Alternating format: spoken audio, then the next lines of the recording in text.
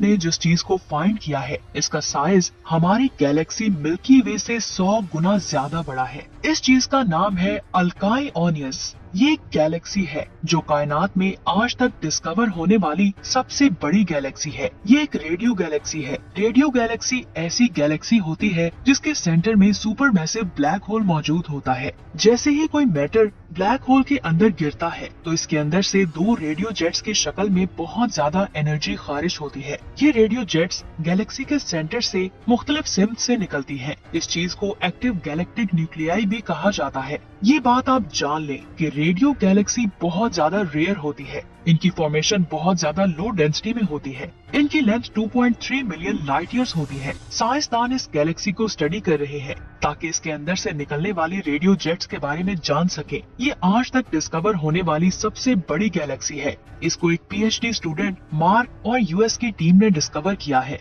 इस डिस्कवरी ने radio galaxies के बारे में बहुत से आइडियाज को गलत साबित कर दिया। यहाँ एक सवाल आता है कि आखिर ये गैलेक्सी है क्या? इस डिस्कवरी को 2 प्लाज्मा बेल्यूम्स की मदद से कैप्चर किया है। हैरान करने वाली बात ये है कि साइंटिस्ट ने आज तक इतनी बड़ी गैलेक्सी नहीं देखी। इस गैलेक्सी का साइज क्या है, इसके बारे में जानने से पहले आप ये जान लें कि साइंसदान कायनात में बड़ी चीजों या किसी भी चीज के साइज को कैसे मेजर करते हैं। असल में जमीन से इन चीजों के साइज को एक पर्सपेक्टिव से कैप्चर किया जाता है जिसमें वो सिर्फ एक गैलेक्सी की लेंथ को ही जान सकते हैं। और साइंटिस्ट हमेशा उन चीजों के साइज का लो एस्टिमेट लगाते हैं। लेकिन जब इस गैलेक्सी का लो एस्टिमेट लगाया गया तो साइंटिस्ट के होश उड़ गए। इस गैलेक्सी की लंबाई 16 मिलियन लाइट ईयर्स है। ये साइज इतना ज्यादा बड़ा है कि हमारी गैलेक्सी जैसी 100 गैलेक्सीज इसके अंदर आसानी से आ जाएंगी। साइंसदान अब तक 1000 रेडियो गैलेक्सीज को फाइंड कर चुके हैं और उनमें सिर्फ 10 गैलेक्सीज ही ऐसी हैं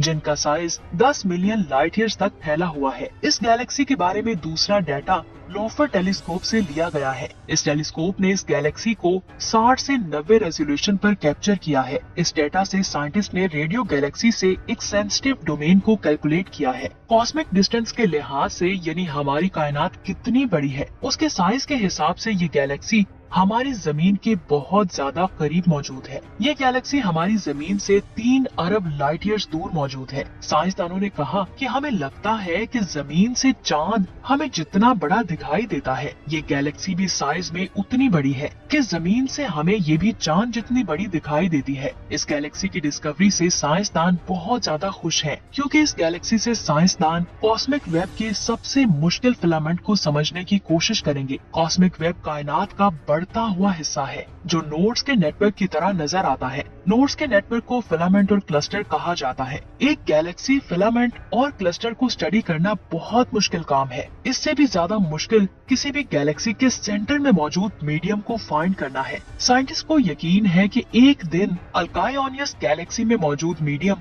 अल्लाह के हुक्म से बदल जाएगा। साइंटिस्ट के मुताबिक इस गैलेक्सी में बहुत ज्यादा फिलामेंट है जो कि गैलेक्सी के सेंटर में मौजूद चीज के अंदर से गुजरते हैं। ऐसा मिल्की वे गैलेक्सी के साथ भी होता है। कायनात में जो कुछ भी होता है वो अल्लाह के हुक्म से होता है। अल्लाह की मर्जी के बगैर एक पत्ता तक नहीं हिल सकता। बहुत सालों से साइंसदानों को इस बात पर यकीन है कि रेडियो गैलेक्सी के पेलियम्स की शेप्स और प्रेशर फिलामेंट की वजह से बहुत ज्यादा मुतासिर होता है। इस गैलेक्सी की डिस्कवरी से पहले साइंसदानों को इस तरह की चीज की कोई मिसाल नहीं मिली थी। उनका कहना है कि इस गैलेक्सी के पेलियम्स इतने ज्यादा बड़े और रेयर हैं कि इनके आसपास कोई भी मीडियम अपनी ग्रेविटी की वजह से इन्हें आसानी से मोल्ड कर सकता है। यहाँ एक सवाल आता है कि एक अल्कायोनियस गैलेक्सी का साइज इतना ज्यादा बड़ा कैसे हो सकता है। इसके बारे में कुछ साइंटिस्ट ने थ्योरीज दी हैं। जिन साइंटिस्ट ने इस गैलेक्सी को डिस्कवर किया है उनको इस बात पर यकीन है कि ये गैलेक्सी किसी बहुत बड़े ब्लैक होल की वजह से बनी है। लेकिन ये बात 100% कंफर्म नहीं है कि ये गैलेक्सी किसी ब्लैक होल की वजह से ही बनी है। अभी तक किसी को सही से नहीं पता चल सका कि ये गैलेक्सी कैसे बनी,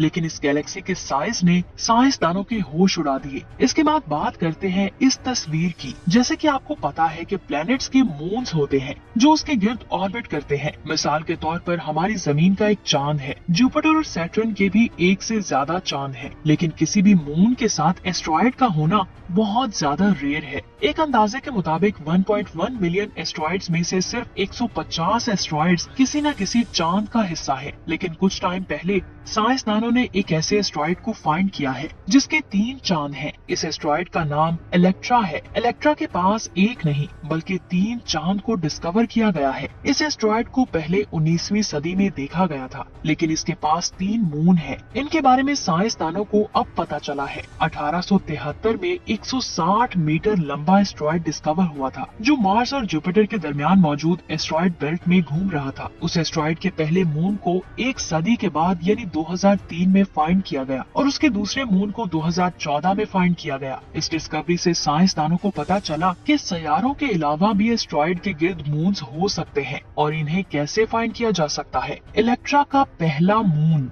इसे 1300 किलोमीटर की दूरी से ऑर्बिट कर रहा था और इस चांद का साइज 600 किलोमीटर लंबा था। दूसरे चांद का साइज 200 किलोमीटर है और ये उस एस्ट्रॉइड को 500 किलोमीटर की दूरी से ऑर्बिट कर रहा है। अब ये तीसरा चांद डिस्कवर हुआ है, वो बाकी दोनों मून से साइज में छोटा है। इसका साइज 1.6 किलोमीटर है। इसे फाइंड करना साइंसदानों के लिए बहुत ज्यादा मुश्किल था, क्योंकि एक तो इस एस्ट्रॉइड का साइज बहुत छोटा है और ऊपर से ये बहुत कम रोशन है, जिसकी वजह से इसे देख पाना बहुत ज्यादा मुश्किल है। इस चांद को पहले से मौजूद डेटा में मॉडर्न टेक्निक के जरिए फाइंड किया गया। इसका मतलब है कि ये चांद डेटा में मौजूद था, लेकिन हमने उसे लेट फाइंड किया है। लेकिन 2005 तक जो प्रोसीजर इस्तेमाल किया जाता था उनमें ये चांद साइंटिस्ट को दिखाई नहीं देता था। साइंटिस्ट अभी भी इन 3 चांदों को स्टडी कर रहे हैं। अभी तक उन्हें समझ नहीं आ रही कि किस तरह ये चारों ऑब्जेक्ट एक दूसरे से जुड़े हुए हैं और न ही साइंसदान ये जान सकते हैं कि इस तरह का अमल हमारे सोलर सिस्टम में और कहाँ है।